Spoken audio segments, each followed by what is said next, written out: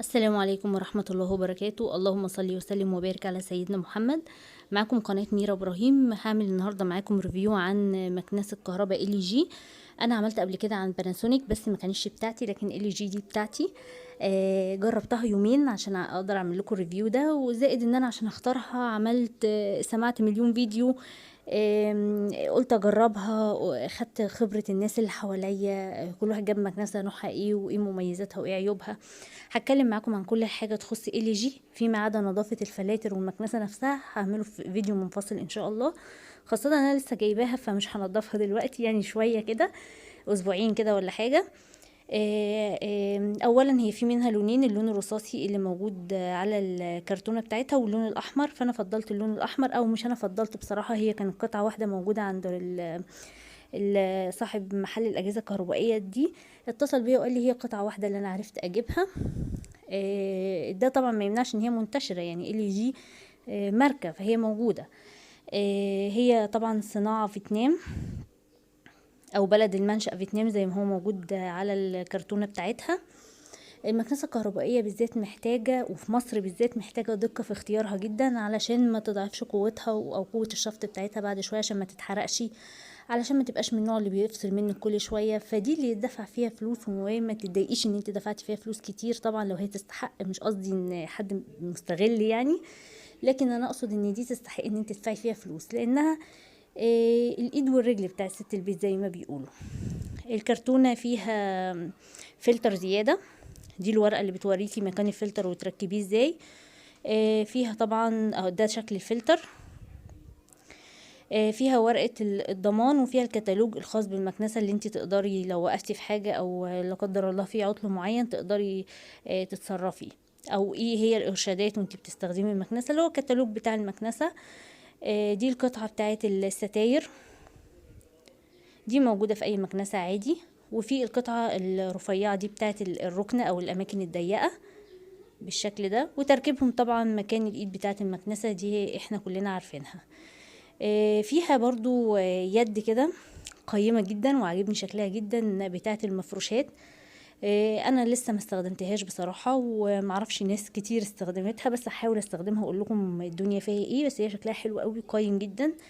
الماتيريال بتاعت المكنسة قيم جدا جدا جدا. وطبعا LG غنية عن التعريف جدا. دي طبعا خلاص الكرتونة مفيهاش اي حاجة غير مشبك، مريم بنتي كانت بتلعب بيه. هنبدأ بقى نتكلم عن المكنسة اللي بنصح اي حد ان هو يشتريها. من قبل ما ادخل في الريفيو واتعمق فيه، اشتري LG وانتي مغمضة، والله وانتي مغمضة عمرك ما هتندمي. لو دفعتي فيها فلوس ايه كده عمرك ما هتندمي. طبعا هي سعرها مش مبالغ فيه برضو عشان الناس ما تتخضش.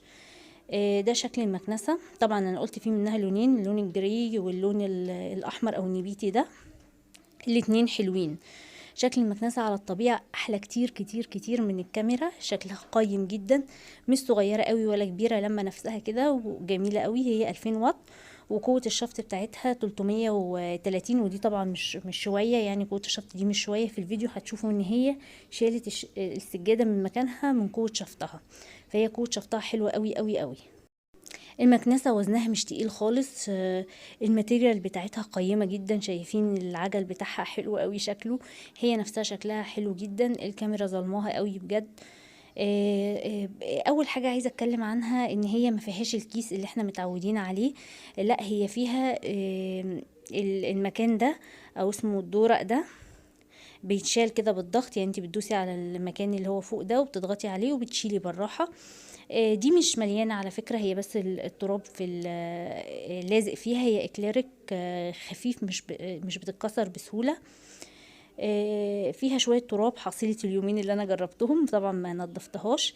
ميزة بقى المكنسة دي ان هي حلوة قوي قوي قوي قوي للناس اللي عندها حساسية من التراب، او الناس اللي عندها اطفال صغيرين بتخاف عليهم من التراب، لانها بتحول التراب لوبرة بالشكل ده. يعني ده تراب ناعم جدا جدا في السجاد، يعني ده مش مثلا مش قشر لب، مش خيط، مش ده مجرد بس تراب ناعم قوي قوي قوي زي الرمل. وبس حولته ل... لوبر. طبعا انا خدتها نضفتها، بتتنضف بمنتهى السهوله جدا، بس ما تحطيش فيها اي صابون او بريل او اي حاجه، هي ميه بس. يعني انت بس بتفضي اللي فيها، التراب اللي فيها اللي هو بيبقى عباره عن وبره، ما فيهاش اي مشكلة، سهلة جدا. يعني غير الكيس ده احنا كنا بنعاني في الكيس يعني الكيس ده معاناة بصراحة. اللي هو الكيس بتاع المكنسة لما كنا بننضفه ونجيب كيس اسود ونقفله عليه وننفض واحنا قافلين الكيس علشان التراب ومناخيرنا، لا مفيش الكلام ده خالص. هي وبرة مجرد بتفضيها في الباسكت وبتشطفي بمية. فدي بصراحة من اقوى المزايا اللي انا شايفاها في المكنسة دي. شوية مية بس وخلاص تبقى زي الفل، تنشفيها من غير اي استخدام اي مواد سايلة او صابون او بريلي يعني، وبتتفتح بمنتهى السهوله. ولازم تسمعي التكه دي تكه الامان في كل حاجه خاصه بالمكنسه، لازم تسمعي التكه دي. الجزء اللي فوق ده كده بنفتحه في الجزء اللي هو بيفلتر التراب. ده الجزء ده، حتى الورقه دي مرسوم عليها حاجات انا مش فاهماها بصراحه، بس ما علينا سبتها. ده لو في اي تراب عالق فيها او كده بتنضفيه برضو بمنتهى السهوله، وبتتفتح وتتنضف. وهعمل معاكم فيديو منفصل عن نظافه كل اجزاء المكنسه دي وازاي انضف جسمها نفسه من جوه. ده الفلتر. المكنسه بجد مش بتشمي اي ريحه تراب فيها، او حتى وانت بتكنسي ساعات في المكانس العاديه تشمي ريحه التراب دي، لا اطلاقا، لانه بينقي التراب ده وبيحوله للوبره اللي احنا شايفينه، فبتبقى سهله التنظيف وفي نفس الوقت مش بتضرك انتي لو عندك حساسيه او بتضر اولادك. فهي ميزتها في كده. طبعا بتحطيها في مكانها وبتسمعي التكه برضو، كل حاجه بتكه الامان. والورقه دي هبقى اشوف بتاعت ايه وبشيلها ان شاء الله بعد كده.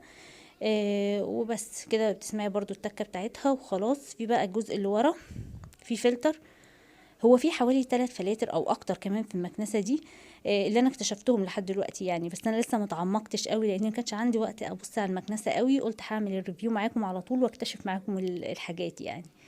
في الفلتر اللي ورا ده برضو هبقى اشيله واوريكم نظافته ازاي. السلك بتاعها 8 متر يعني طويل. لو انت ما عندكيش فيشه في كل مكان هيبقى سهل عليكي ان انت تحطيها في فيشه بعيده شويه وتعرفي تتعاملي يعني.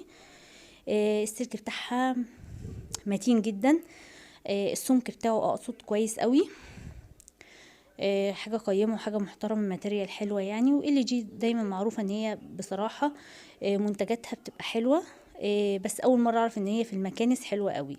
في زرار كده اهو اللي انا دوست عليه، بتسحبي بيه السلك بمنتهى السهوله، ما فيهوش اي مشكله خالص. حاسبي طبعا وانت بتشيلي المكنسه، انت بتشيليها من فوق كده، اوعي تشيليها من الجزء بتاع التراب ده، لان الجزء ده ممكن يتشال منك، ممكن فالمكنسه تقع، ممكن يبوظ منك مع الوقت، فما ينفعش تشيلي منه خالص.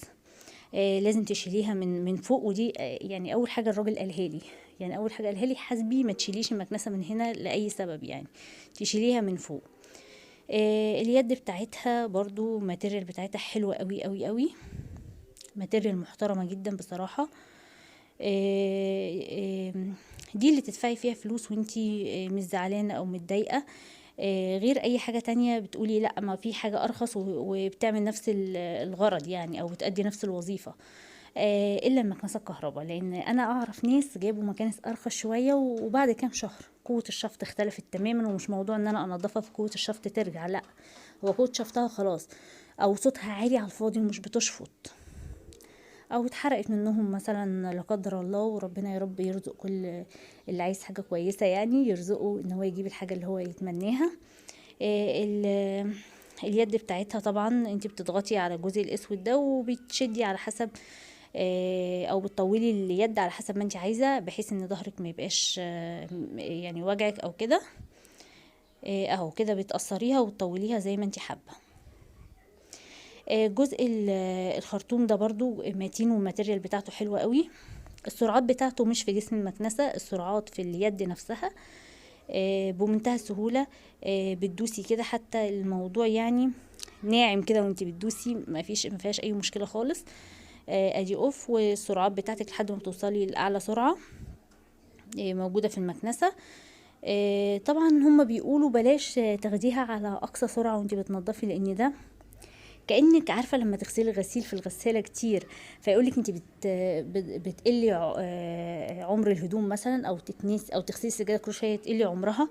هو برضو ما تستخدمهاش على اقصى سرعة لانها بتشفط حلو قوي قوي قوي وجامد قوي، فممكن ايه مع الوقت يعني ايه تهلك السجادة من قوة شفطها.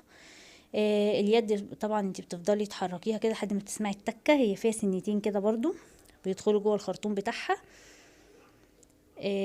انا دلوقتي عايزه اسمعكم صوت المكنسه عشان عالي خالص، وتشوفوا صوت شفتها زي ما انتوا شايفين كده. صوت شفتها هايله هايله، يعني انا متخيلتش صوت شفتها حلوه كده، كأنك بتغسلي السجاد. والله السجادة نورت بعد ما تغسلي، كأنك بتغسلي. شايفين كده شفتها عاملة ازاي؟ السجادة دي سجادة مش من الحديد قوي، فبرضه التقيلة هي بعليها بسرعة فبتشيل السجادة من مكانها. حلوة جدا جدا، ناعمة وانتي بتحركيها على السجاد رايح جاي، يعني في مكانس وانتي بتحركيها في عكس اتجاه السجاد لا ما الدنيا ما تمشيش معاكي. لا دي سهلة جدا جدا، رايح جاي، مكنسة ناعمة وخفيفة وانتي بتشيليها وسلسة، يعني سلسة ومريحة. فاشتريها ما تقلقيش خالص منها. تمن المكنسة دي كان 4090 جنيه. طبعا هي كانت 4190 بس احنا خدناها 94. خدناها، هي موجودة على امازون بسعر اعلى من كده، كانت موجودة ب5000 تقريبا، وموجودة في مواقع كتير ب4500. فانتي يعني انا جايباها ب15 او 17/6 بسعر 4090. فانت حاولي توصلي لافضل سعر لو انت عايزه تجيبيها، ومش خساره فيها ابدا ابدا ابدا ابدا الفلوس بجد. الموديل بتاعها عشان انا نسيت اقوله، الموديل بتاعها VK 7320 NHAR، ده الموديل بتاعها. اتمنى ان انا ما كنتش طولت عليكم. لو لكم اي سؤال اكتبوا لي في الكومنتات، ما تنسوش تعملوا لايك واشتراك وتسيبوا لي كومنت حلو. والسلام عليكم ورحمة الله وبركاته.